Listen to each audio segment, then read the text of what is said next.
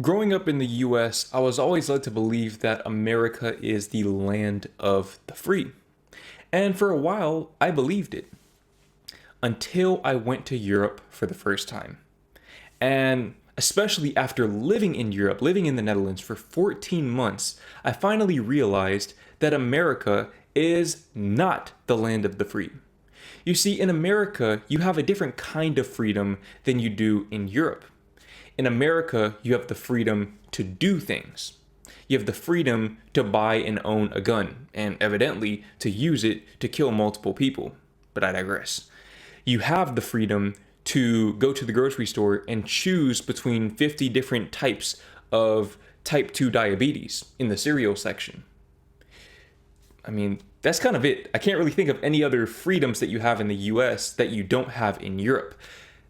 However, in Europe, not only do you have those same freedoms other than those two, which, I mean, personally, I don't really see any practical use in owning a gun unless I plan to kill people with it.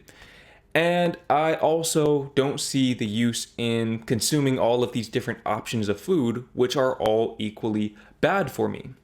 So that negates those. But in Europe, you also have the freedom to not do certain things or to not have certain experiences. So for example, you have the freedom to not get killed in a mass shooting.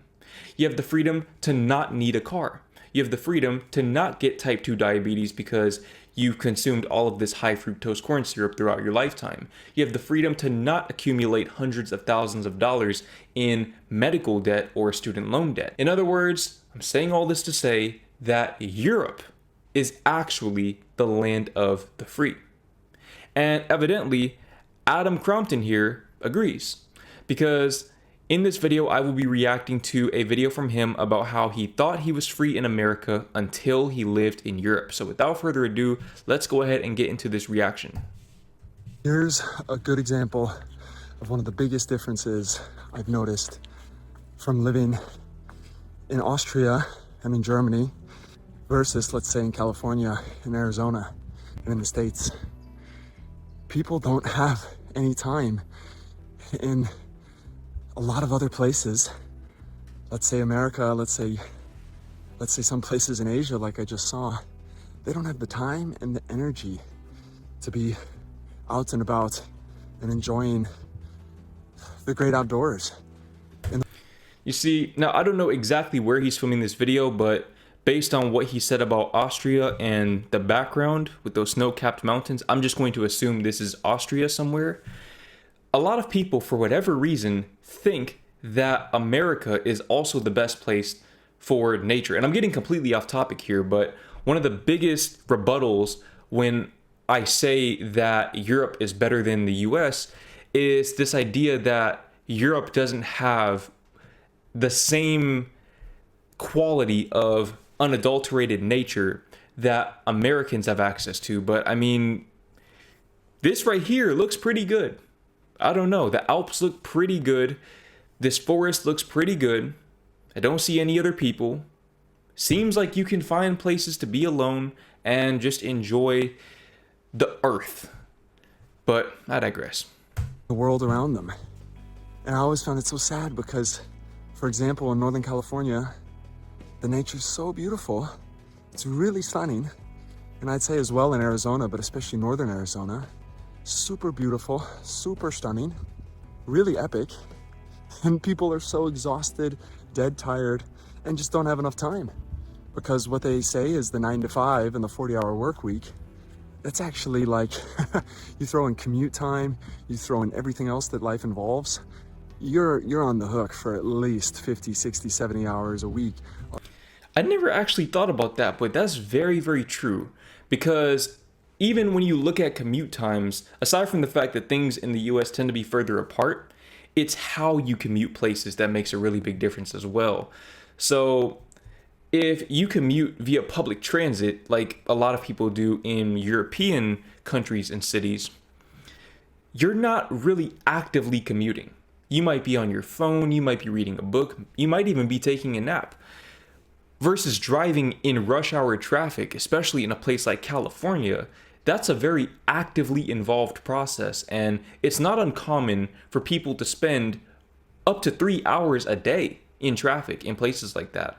So 3 hours plus the 8 hours of work, and then for a lot of people, not having the right to disconnect, still being obligated to be available off the clock. It's really 24 hours. And that's crazy to me because, look, as an entrepreneur, I kind of have a similar setup. Granted, because I work from home, I have no commute time and I can kind of disconnect at my own discretion, but it's still a 24-hour thing. These people are only getting paid for those 8 hours a day, and yet they're working mentally 24 hours a day. Because a lot of work in this day and age is mental in nature. So you can see how those work hours really, really add up very quickly. And especially in a place like Northern California, if you don't know, that's one of the most expensive places, not just in the US, but in the whole entire world.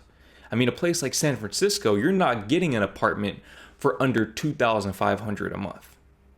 You're not getting an apartment for less than that unless you are in literally the worst parts of town. So I don't envy people in that position. I most certainly do not. Really of work. And so I always just found it so sad because people are living so close to some of the most beautiful nature I think I've still ever seen in Northern California. And the beaches nearby, the redwoods, sequoia trees in the redwoods, some of the oldest trees, biggest, largest, oldest trees on the planet. And yet people never really have the time to get out to these places. And I talked about this in a recent video as well, but the irony here is that people work at those kinds of jobs, the kinds of jobs where you don't have the right to disconnect, and you might be making a little more money or even a lot more money, but you're working so many more hours and the work is so much more stressful that you don't have the energy to do the things that led you to seek out that kind of job in the first place. So ultimately, why does anybody want a very high paying job? It's so they have access to a higher level of leisure than most people do. But if you don't have the time to enjoy the leisure, then what's the point? That's one of the biggest conclusions I've actually come to in my young adult life, so to speak, is recognizing that I wanted to get rich at a young age so that I could do the things that I want to do and that I still have access to without even being rich. I don't need to be rich to go to the gym and work out. I know this because I just went to the gym earlier today, and rest assured, even being here in Thailand, I am not rich by any means at all. Don't need to be rich to write poetry. Don't need to be rich to watch and react to videos like this. So what's the point? I'm not saying that wealth is just intrinsically bad, but the pursuit of wealth can lead you to losing sight of the reason why you pursued it in the first place. And in some ways, they're also not necessarily super accessible unless you have a car. So again, it's so awesome and so beautiful back there. He touched on a really good point there as well. Now, I haven't been to the Alps before, definitely on my bucket list, because I mean, look, I don't really even need to explain that, but I did see the Rocky Mountains in Colorado, and they had some really cool ski towns in Colorado. I don't know that I'd ever go skiing, but conceptually, I can see how people would want to be there.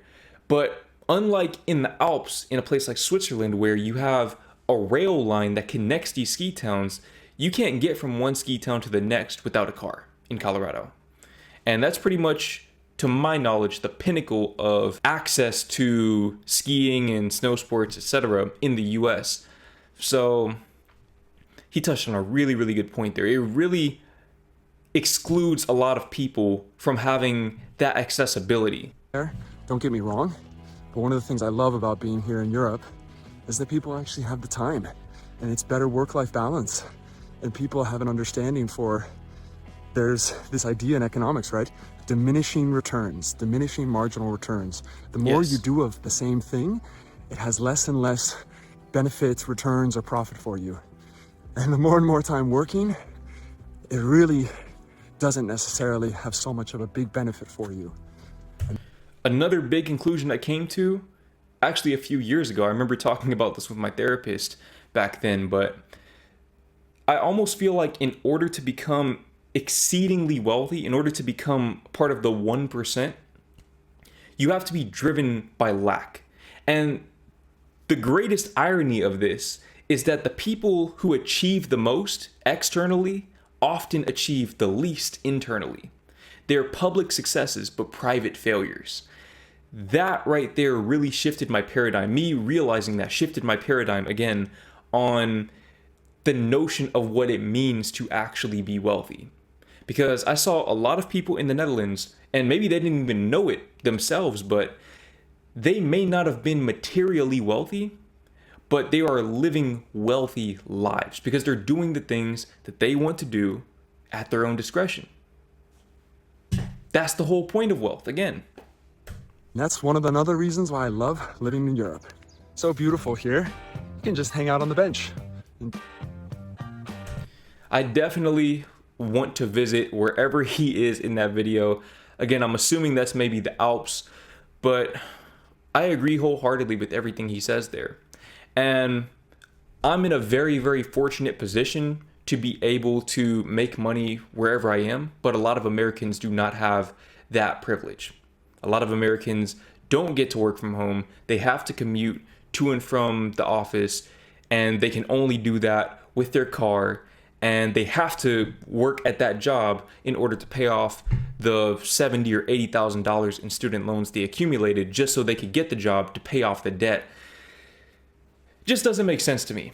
It didn't make sense to me then, and it doesn't make sense to me now, and I'm sure in 10 years it still won't make sense to me, especially when I'm living in Europe in true freedom.